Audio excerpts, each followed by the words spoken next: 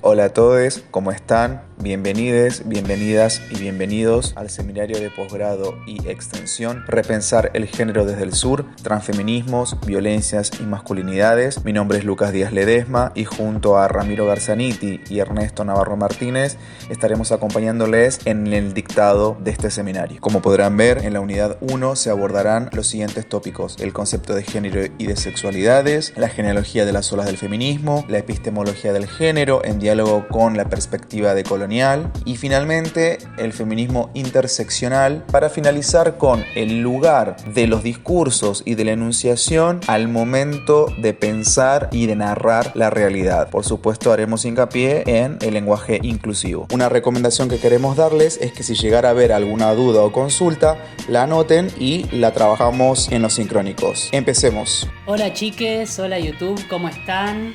Me presento, soy Ramiro y acá en este videito lo que vamos a hacer es tratar de hacer un recorrido breve histórico del concepto de género. Supongo que ustedes habrán escuchado cosas como por ejemplo los nenes visten de azul y las nenas visten de rosa. A mí siempre me gustaba el rosa, no sé por qué. Seguramente mucha gente que esté viendo este video en sus casas, cuando eran chiques, sus padres, su papá trabajaba y su mamá cocinaba. Seguramente a alguno le haya sucedido que por ejemplo la hermana tenía que armar la cama también de su hermano mientras el hermano se levantaba y se iba a jugar. Por ejemplo, otras cosas, que puto sea un insulto, que puta sea un insulto, que maricón sea un insulto o torta. ¿Una vez pensaron por qué pasa todo eso? Bueno, todo eso tiene que ver con un dispositivo que caló muy hondo en todos nuestros capilares y se llama género. Seguramente hayan escuchado ese concepto, ¿no? Porque está muy presente en estos días.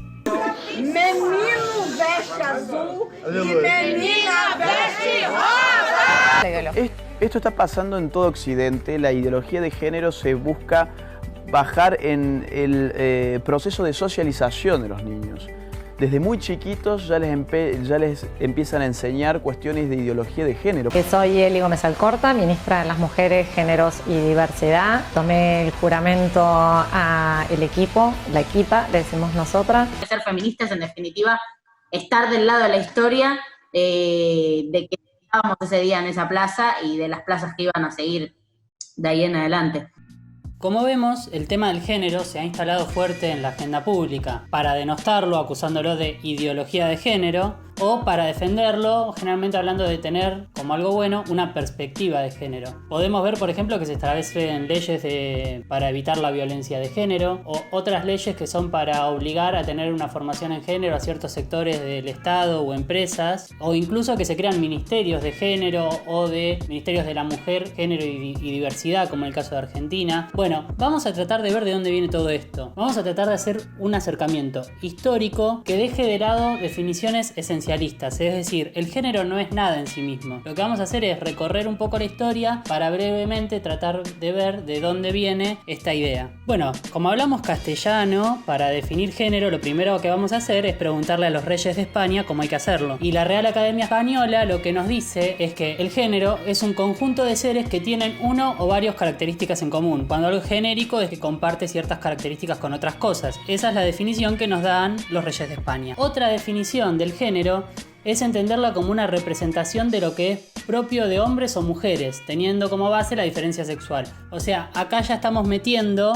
Bueno, fíjense que aparece la palabra sexo, ¿no? La diferencia sexual. Ya estamos metiendo la idea esta de hombres, mujeres, ya nos empezamos a meter ahí. Como ven, la palabra género, como se imaginan y supongo ya sabían, está muy íntimamente relacionado con la sexualidad. Foucault, y acá lo traigo a Foucault porque lo amamos y porque explica muy bien muchas cosas, entre ellas el poder y los dispositivos a través de los cuales se implementa. Él escribe la historia de la sexualidad, donde habla bastante del género y la sexualidad. En esa historia de la sexualidad, en el primer tomo, él nos muestra cómo la sexualidad es una forma de producción y reproducción social y propone 4 dispositivos para entender y poder ver esto haciendo una arqueología de la historia. La histerización del cuerpo de la mujer, la pedagogía aplicada a los niños, o sea, cómo se enseñaba a los niños a, justamente como decía la ministra de Bolsonaro, usar azul o usar rosa, y cómo se socializan y de alguna forma se patologizan las conductas procreadoras normales de las anormales, Y también se estipula lo que es un placer perverso de uno que no lo es. Claramente, por ejemplo, la homosexualidad entraba como un placer perverso frente a la heterosexualidad, que era lo normal y lo que te permitía procrear, bueno, etc. Estas son formas de ir rastreando históricamente cómo se ha ido formando el género como dispositivo de poder. Pero esto lo dejaremos para otro video. Sigamos. Desde el feminismo empieza a estudiarse el género para tratar de alguna forma de contestar a cierta naturalización de los roles de hombre y de mujer que se habían instituido, y fundamentándose básicamente en la diferencia sexual. Justamente, si frenan el video y leen la hermosa definición que les estamos dando, que es de Donita Haraway, ustedes van a encontrar ahí cómo el género es de alguna forma una respuesta a esta sacralización de lo que era ser hombre y ser mujer, que parecía no ser puesto en cuestión hasta que llega el feminismo. Por otro lado, otro concepto muy relacionado con lo que es el género, la sexualidad y la diferencia sexual es el patriarcado, que, como dice Gayle Rubin, el sistema sexo-género es el conjunto de disposiciones por el cual una sociedad va a transformar la sexualidad biológica en productos de la actividad humana y así satisfacer esas mismas necesidades humanas. Y acá el patriarcado aparece como un sistema cultural, económico y político donde le da a las mujeres y a los hombres ciertos roles en esto que un filósofo que a mí me gusta, Gilles Deleuze, llamaría la máquina. Entonces entramos dentro de esta maquinaria con ciertos lugares preestablecidos que, bueno, generalmente cumplimos y en el mejor de los casos deconstruimos y tratamos de pensar en colectivo. Acá vamos a empezar a hacer una breve recorrida histórica, un poquito de arqueología del concepto de género. Lo primero que vamos a hacer es trasladarnos a la Estados Unidos de posguerra de los 50 y 60, que venía victoriosa, que era la del American Way of Life, y con ese pragmatismo tan característico donde todo se puede comprar por dinero, hasta el sexo. Y justamente había un cirujano que, oh casualidad, se llamaba Juan Dinero, aunque en su barrio le decían John Money porque hablaban en inglés, que empezó a hacer lo que fueron las primeras cirugías de cambio de sexo. Y acá les quiero hacer un paréntesis. ¿Qué piensan que era? ¿Con un pene hacían vagina o con una vagina hacían un pene? Bueno, opción A, claramente. Y acá Paul Preciado, un filósofo que vamos a ver después, nos señala cómo esto es parte también del patriarcado y de la violencia hacia la feminidad, ¿no? O sea, porque si una mujer quisiera tener pene, no va a poder, incluso en el año 2021, y son cosas muy complicadas y que se logra muy poco. Pero en cambio, hace 70 años ya se practicaban con éxito vaginoplastías. Cierro el paréntesis y volvemos con Juan Dinero. Bueno, el tema es que este señor Juan Dinero se hace muy famoso por hacer las primeras operaciones de cambio de sexo. ¿Cómo fueron esas primeras operaciones? Resulta que había una familia de judíos que, como buenos judíos, iban a circuncidar a su bebé. Cuando el rabino quiere hacer la circuncisión, parece que le agarra un infarto y se lleva por delante un pene entero. Entonces, ¿qué pasa? Esta gente, obviamente gente adinerada, estamos hablando porque recuerden que en Estados Unidos todo es dinero, así que hizo esa gente con dinero, acudió al señor Juan Dinero y le dijo, bueno, ¿qué hacemos? Y este Juan lo que les propone es, miren, su hijo es muy chiquito, lo que podemos hacer es convertir esto que le quedó en una vagina y a él no le tienen por qué decir nada y a partir de ahora lo crían como si fuese una niña, y eso es lo que la familia hace. Al parecer esta persona crece sin grandes problemas, todo muy bien, todo muy tranqui. Me acordaba, le piden también que le mientan acerca de por qué no iba a poder tener hijos. Entonces le dicen que tuvo un accidente y que entonces no iba a poder tener hijos. Creo que además tenía cicatrices en su vagina. Entonces le hacen esta mentirita blanca. Pero ¿qué pasa? Se ve que como buena judía la madre era muy culpógena y antes de morir le confiesa a esta nena que había nacido con pene. Ella no tuvo ningún inconveniente, no tuvo ningún problema y siguió su vida tranquila. Sin embargo, hay otro caso que atiende también el señor Juan Dinero, donde no es todo tan color de rosas. Porque a los pocos años, otra familia que había tenido mellizos o gemelos, no me acuerdo, pero bueno, eran dos nenes que habían salido de la misma panza el mismo día, tenían un problema que era como una infección urinaria. Perdonen, no soy médico, soy psicóloga, pero era algo así que el médico les aconseja para evitar esa infección, cortarles el prepucio, digamos, hacerles una circuncisión. Bueno, parece ser que el médico que iba a hacer la circuncisión, no sé si estaba borracho o qué, porque no es que le agarró un infarto, pero le tira como ácido. De nuevo, disculpen, no soy médico, no sé qué se usa para hacer circuncisiones, nunca lo hice, así que uso el léxico que tengo, chiques, disculpen. Pero bueno, cuestión que le atrofia el pene a este nene. Obviamente la madre no deja que ese médico toque a su otro hijo, ¿no? Entonces los mellizos siguen creciendo, pasan unos años y esta madre ve en televisión la historia de Juan Dinero con la persona que les contaba antes. Entonces va a verlo a Juan Dinero y le dice: vi la historia de ese niño que le hiciste una vagina y quiero que hagas lo mismo con mi hijo. La diferencia acá es que ese nene ya tenía 4 o 5 años de haber sido criado como niño. Y al parecer, en este segundo caso, como vemos acá en la noticia, no fue tan lindo el desenlace. Vamos a tratar de pensar por qué. De alguna forma estas operaciones, lo que proponían, no es lo que nosotros pensamos, ¿no? Pero es como se pensaba en ese momento, es que venían a ordenar un desfasaje. Había algo que estaba funcionando mal entre sexo y, palabra nueva para los 50, el género. Es decir, vos podrías haber nacido con pene, pero te sentías mujer, y ahí había algo que la medicina podía arreglar. Siempre es una idea muy positivista. Esto se lo pueden preguntar a la filósofa Ernie, pero tiene que ver con que como si hubiese una realidad real, verdadera, y entonces estos médicos venían a arreglarla. Y de alguna forma lo que podríamos pensar a partir de esto es que uno puede cambiar de sexo, pero no de género. Como si hubiese una identidad única, una esencia, ¿no? Como algo que te conforma como ser, que eso no variaría. O sea, vos te sentís, supongamos, mujer, te gustan los hombres y tenés pene. Bueno, te haces una vagina, ¿qué problema hay? Y todo se ordena. Recordemos que si te pasa al revés y te querés hacer un pene, bueno, todavía no se puede porque la medicina sigue siendo patriarcal, chiques. Sin embargo, lo interesante de los trabajos de Juan Dinero es justamente esto, ¿no? De decir, bueno, pará, alguien puede nacer con pene, se le hace una vagina, es criado desde chiquito como mujer y no parece que haya muchos dramas. Entonces esta persona pudo ser una mujer tranquila a pesar de haber nacido con pene. Entonces el ser hombre o ser mujer depende de los genitales, ¿no? Son preguntas que esto empieza a habilitar, pero que tal vez, como bueno, las pregunta un cirujano que se llamaba Juan Dinero, mucho no se preocupó por tratar de filosofar al respecto. Estoy siendo un poco injusto, pero bueno, no hicieron tanta filosofía a partir de esto en los 60 y en los 50. Donde sí lo hicieron, y ahí nos vamos a trasladar al otro lado del Atlántico, es en Europa. Y es así, chiques, que del otro lado del Atlántico, en Francia, con un 70% menos de pragmatismo, con un 80% más de filosofía y 0% de grasas trans, la tenemos a Simone de Beauvoir, que publica en el año 1949 un libro que se llama El segundo sexo, que es bisagra hasta el día de hoy. Ahí ella empieza como a preguntarse y filosofar acerca del rol de la mujer y qué significa ser mujer. Vamos a ver qué nos dice. J'aimerais bien vous voir expliquer. On ne naît pas femme, on le devient.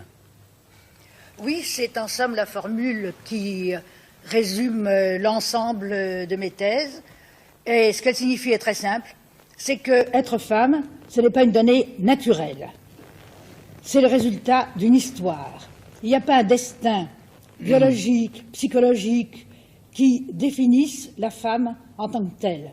C'est une histoire qu'il a faite, d'abord l'histoire de la civilisation, qui aboutit à son statut actuel, et d'autre part, pour chaque femme particulière, c'est l'histoire de sa vie, en particulier c'est l'histoire de son enfance, qui la détermine comme femme, qui crée en elle quelque chose qui n'est pas du tout une donnée, une essence, qui crée en elle ce qu'on a appelé quelquefois l'éternel féminin, la féminité. Et plus les études psychologiques sur les enfants s'approfondissent, plus il est sensible, plus on voit avec évidence que vraiment le petit bébé féminin est fabriqué pour devenir une femme. Il y a là-dessus un excellent livre qu'une Italienne vient d'écrire, Elena Bellotti, ça s'appelle Du côté des petites filles, et on montre comment déjà, bien avant que l'enfant ne soit même conscient, on inscrit dans son corps, dans la manière de le faire téter, de le porter, de le bercer, etc., on inscrit dans son corps ce qui plus tard apparaîtra peut-être comme un destin. Les différences biologiques qui sont évidentes, vous considérez qu'elles ne jouent pas de rôle dans le comportement ultérieur éventuel de l'individu? Je pense qu'elles peuvent en jouer un, si, elles en jouent un certainement. Mais l'importance qui leur est accordée, l'importance que prennent ces différences, vient du contexte social dans lequel elles se situent. Je veux dire que, bien entendu, c'est très important qu'une femme puisse être enceinte, avoir des enfants, tandis que l'homme ne le peut pas. Ça fait une grande différence entre les deux. Mais ce n'est pas cette différence qui fonde la différence de statut et l'état d'exploitation et d'oppression auquel est soumise la femme. C'est en quelque sorte un prétexte au cours duquel se construit la condition féminine. Mais ce n'est pas cela qui détermine cette condition. Como escuchamos a Simona recién, ella habla de que no se nace mujer, se llega a hacerlo. O sea, que no hay nada esencial en el cuerpo que te haga ser mujer, sino que el ser mujer es una construcción cultural, social, económica, política, filosófica, pero que no está inscripta biológicamente. Si lo pensamos como lo pensábamos recién con Juan Dinero, sería al revés. Acá el sexo, o sea, la diferencia anatómica o los genitales, digamos, son invariantes, ahí están. Pero el género podría cambiar culturalmente, podríamos modificarlo porque no es más que una imposición cultural. A partir de acá, 40, 50, ya podemos empezar a hablar de que se empieza a formar los estudios de género a partir de dos sistemas binarios que se oponen, ¿no? A partir de la diferencia hombre-mujer. Todo esto se va a complejizar después, pero el gran salto de estas dos historias que le cuento, la de Simona Beauvoir y la de Juan Dinero, es que nos permiten desacralizar el rol, el lugar, la esencia de ser hombre o ser mujer. Como que hasta ese momento nadie se había preguntado bien qué era ser hombre y qué era ser mujer. Mujer se levantaba, vivía sus años, cocinaba, se casaba, tenía hijos y tenía 2 perros. Y el hombre se levantaba, vivía su infancia, criado como hombre, se buscaba un trabajo, seguramente el mismo que tenía el papá, tenía hijos, se casaba con esa mujer que les contaba antes y después se iban a Mar del Plata 15 días en enero. Pero si volvemos a la definición de Simone de Beauvoir, también acá podemos meter algunas críticas para seguir pensando, ¿no? No críticas como que fue, ay, qué mala Simone de Beauvoir, que lo que hizo, lo que dijo, no, crítica en un sentido amplio, en el sentido de repensar, reflexionar. Si uno escucha o lee lo que dijo Simona, pareciera que hay algo invariante, ¿no? Como dije yo recién, porque el género se puede cambiar, pero el sexo es un realidad, verdadera, verdad, biológica, inmutable, ¿no? Bueno, después van a venir otras autoras como Donna Haraway o Judith Butler, primero que nada señalando el gran salto epistémico de la propuesta de Simona, pero que también señalan que de alguna manera en esa propuesta se sigue manejando una dicotomía bastante binaria, o una dicotomía binaria, perdón por ser redundante, pero también señalan que en esa posición se sigue manteniendo un binarismo macho-hembra a partir de justamente la diferencia anatómica biológica. Bueno, vamos a frenar un poquito por acá. ¿Estuvieron entendiendo? ¿Se perdieron? ¿Fui muy rápido? Bueno, chiques, no se preocupen si no entendieron, porque ahora van a entender menos todavía, porque vamos a seguir complejizando todo el asunto. Le paso la palabra a la gran filósofa del grupo, a mi amiga Ernie. Ernie, ¿cómo sigue todo esto? Bueno, como vimos antes con Rami, las feministas proponen más o menos desde la segunda mitad del siglo XX esta distinción entre sexo y género. En el marco de esta distinción, sexo viene a ser el atributo biológico dado, digamos lo que hace parte de nuestro cuerpo y ya está, y el género sería la construcción cultural variable que se hace alrededor del sexo. Cuando las feministas proponen esta distinción, un poco lo que buscan es contestar la naturalización de la diferencia sexual como jerarquía patriarcal. Digamos, todas estas cosas que seguramente han escuchado en algún momento, ¿no? Como que las mujeres son naturalmente más débiles o son más hormonales y por eso son más emocionales y no pueden pensar claramente. Digamos que lo que tratan de hacer las feministas distinguiendo sexo de género es, digamos, dejar todas estas cosas del estilo de las mujeres son débiles, las mujeres son sensibles, etcétera, en el campo de la cultura. Y como es cultural, entonces puede resignificarse, modificarse, cambiarse, digamos, no es estático.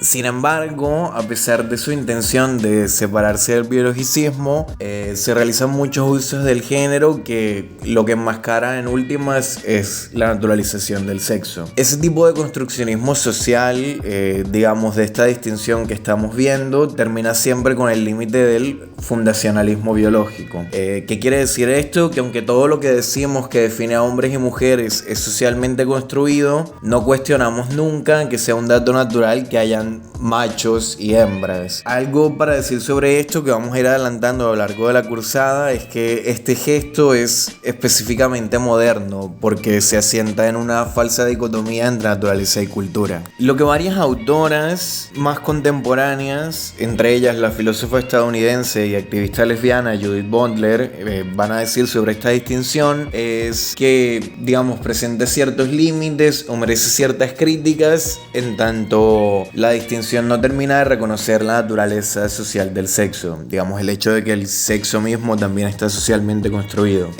Para entender un poco cómo funciona este argumento, tendríamos que remitirnos al filósofo francés y también marica histórica Michel Foucault. Foucault es reconocido, pues un teórico muy reconocido, digamos, con grandes aportes a la teoría social y a la filosofía en el siglo XX, pero quizá por lo que más se le reconoce o lo que más se recuerda de él es el concepto novedoso que propone de cómo funciona el poder. Y lo que Foucault nos va a decir es que la forma en la que el poder opera no es solo dominando y oprimiendo, o digamos como esta imagen, no sé, imaginen lo que hace la policía en alguna manifestación, por ejemplo. Lo que nos va a decir Foucault es que el poder no es solo, digamos, dar bolillo y digamos, someter a punta de fuerza, sino que el poder también opera produciendo y creando la realidad, así como la forma en la que comprendemos el mundo. Y para pensar en esta dimensión productiva del poder, por ahí un ejemplo que puede estar bueno es el de la escuela. Digamos, cuando vamos a la escuela, digamos, desde chicos hasta el final se nos enseñan un montón de cosas y un montón de habilidades, digamos, para insertarnos en la sociedad. Nos enseñan a leer, nos enseñan a escribir, nos enseñan valores cívicos, nos enseñan sobre los símbolos patrios, nos enseñan los deberes que tenemos como ciudadanos, etc. Y toda esa operación, digamos, lo que va haciendo es moldeándonos como sujetos. Esa operación no se da a punta de fuerza y de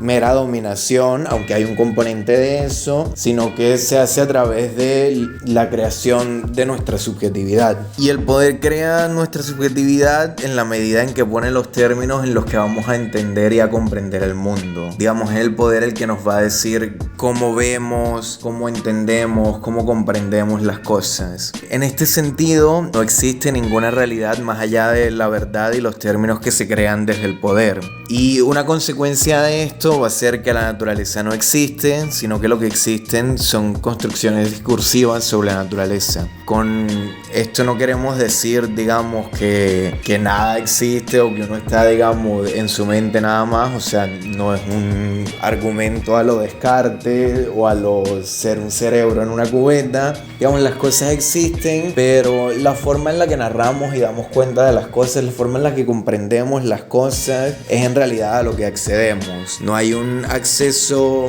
puro y no mediado al mundo, sino que a lo que tenemos acceso son a los lentes que nos ponemos para comprender el mundo. Basándose en esta noción o en esta comprensión de cómo funciona el poder, lo que Judith Butler nos va a decir es, bueno, en primer lugar, que no hay ningún dato natural y biológico puro y que no esté mediado por las categorías con las que comprendemos el mundo. Y en ese sentido va a ser absurdo diferenciar sexo y género, porque en últimas el sexo es tan cultural y discursivo como el género. Y a ver, voy a remarcar en esto de que, digamos, esta afirmación no quiere decir que nuestras hormonas no existan, o que nuestros vellos no existan, o que nuestros órganos sexuales no existan. Lo que quiere decir es que esa clasificación binaria, digamos, macho y hembra, que hacemos en función de esos datos aislados, es una ficción y en últimas es una operación más del poder. En últimas, lo que va a ser el sexo es un todo ideal que arrejunta un montón de asuntos distintos. Y ahí tenemos, por ejemplo, la morfología corporal, digamos, la forma, la estructura que tienen los cuerpos, los caracteres sexuales secundarios, digamos, los vellos, qué tanto pecho tenemos, etc. Los cromosomas, los dosajes hormonales, cuánta hormona producimos de esta, los órganos sexuales que tenemos. Digamos que el sexo va a ser un tipo ideal que rejunta todo eso y lo divide en dos unidades, creando una ilusión de coherencia y unidad. Cuando lo cierto es que todas esas cosas se presentan de forma mucho más caótica en la realidad. Pero bueno, la operación del sexo sería esa, a rejuntar todos estos datos y separarlos en una clasificación binaria. Lo cierto es que hay ejemplos concretos que nos muestran los límites de ese tipo ideal.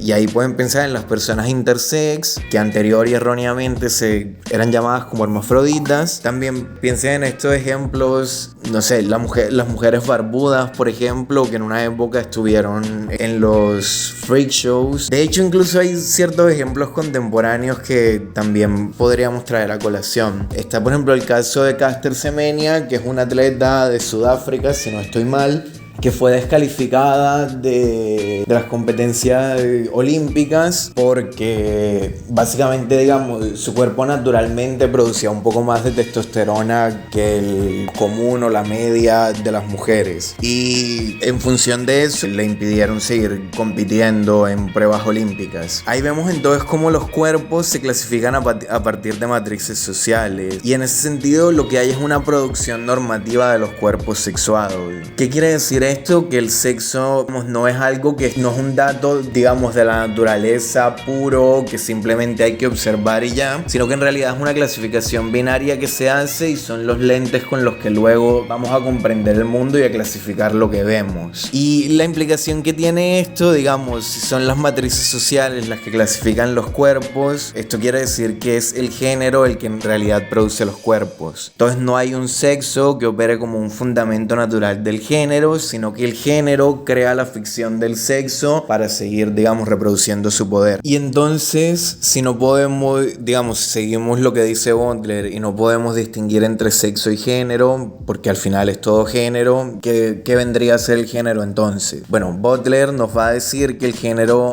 funciona como una estructura de imitación, es decir, una estructura mimética. Mimesis viene de mimo, quiere decir imitación de gestos, actitudes, manierismos, etc. Lo que Butler va a decir es que el género es un performance, y en ese sentido funciona como una repetición ritual que con el paso del tiempo genera la ficción de una naturaleza que nos determina como personas. Butler nos va a decir que no hay un ser del que aparece un hacer. Primero está el actuar, los actos corporales cotidianos, digamos, toda esta incorporación de la norma, del deber ser, digamos, que se me asigna según mi género, y toda esta repetición de actos a lo largo del tiempo luego van a generar una ficción de realidad que se asienta. Piensen acá en cómo actúan las niñas antes de incorporar la norma. En realidad uno con el paso del tiempo es que aprende a ser hombre o mujer, a partir de repetir e incorporar lo que se supone que deberíamos hacer como hombres o como mujeres. Pero digamos, antes de uno terminar de incorporar eso, no sé, por ejemplo, los nenes gritan agudo,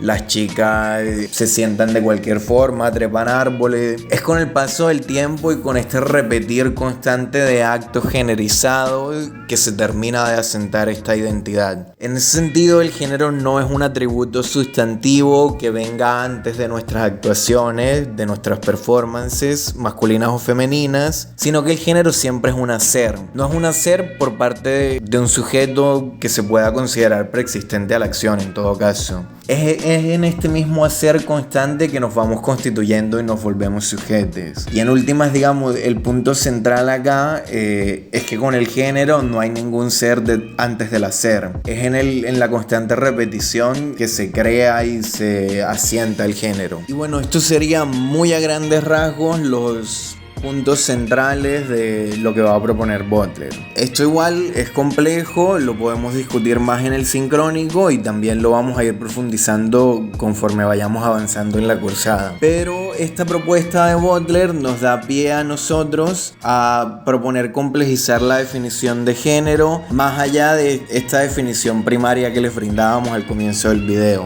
Esto es la construcción sociocultural que se hace sobre la diferencia sexual. Lo que vamos a proponerles es pensar el género, como ven acá en el slide, como un dispositivo tecnológico que establece las marcas de desigualdad de la heteronormalización de las sexualidades, deseos y modos de entender el mundo. Es una trama de poder jerarquizante que binariza las corporalidades y las subjetividades en los polos asimétricos, opuestos, antagónicos y complementarios de lo femenino y masculino. Todo esto en contextos históricos concretos desde los que se conforman posicionalidades determinadas. Vamos a ir frase por frase para desglosar un poco esta definición. Decimos primero que es un dispositivo porque es una estructura sobre la que el poder opera y crea cuerpos y sujetos. Y decimos que establece marcas de desigualdad porque en definitiva lo que hace el género es crear distintos tipos de sujetos que no van a estar todos al mismo nivel. Los hombres van a detentar más poder que las mujeres y eso se va a complejizar incluso más si pensamos en todas las disidencias, en las maricas, en las bolleras, en las travestis, etc. Y decimos que va a normalizar porque va a crear una norma, digamos, sobre lo que debe ser y va a ser una heteronorma porque todo el género se asienta o se basa, digamos, en la idea de la heterosexualidad obligatoria. Y a partir de eso se van a crear, a modificar y a legislar, si quieren, la forma en la que vivimos en la sexualidad, el deseo, la forma en la que comprendemos el mundo, etc. Por eso que decimos que es una trama de poder jerarquizante, porque establece jerarquías de poder. Y binariza en tanto intenta, como mencionamos antes, dividir el mundo en dos categorías, hombres y mujeres. Entonces lo que va a hacer el género es binarizar las corporalidades, o sea, va a tomar, digamos, la heterogeneidad de los cuerpos y tratar de encasillarla en dos categorías, y lo va a hacer en los polos de lo femenino y lo masculino, los hombres y las mujeres. Estos polos son asimétricos, en tanto los hombres van a detentar más poder que las mujeres, o lo masculino se va a privilegiar sobre lo femenino, y se van a concebir como opuestos, como antagónicos, pero también como complementarios, porque todo esto se hace sobre la heterosexualidad obligatoria. Entonces los hombres tienen que estar con las mujeres y viceversa. Y la última parte tiene que ver con el hecho de que el género no es una estructura que está más allá. Digamos, el género pasa en contextos históricos concretos y en esos contextos particulares se modaliza de diversas formas y se despliega con ciertas particularidades. Y a partir de todo esto se constituyen varias posicionalidades determinadas que pueden ocuparles sujetos. Este concepto es complejo, pero lo que les proponemos es que lo vayamos comprendiendo a medida que avancemos en el dictado del seminario. En últimas, lo que hemos visto en este video son varias conceptualizaciones diversas e incluso contradictorias sobre lo que es el género. Para terminar, les querríamos señalar que quizá la productividad del concepto se sustenta justamente no en que sea una coherencia cerrada, sino en una multiplicidad rica y contradictoria. Digamos, todos estos conceptos de género, más allá de que sean distintos y que a veces pueden ser contradictorios, para ciertos escenarios concretos nos pueden servir para entender, para comprender y para militar ciertas cosas. Y bueno, eso sería todo por ahora. Después, cualquier otra duda que vaya quedando, dado que los temas son complejos y requieren tiempo, la podemos ir abordando en la cursada sincrónica y también a lo largo del seminario. Muchas gracias.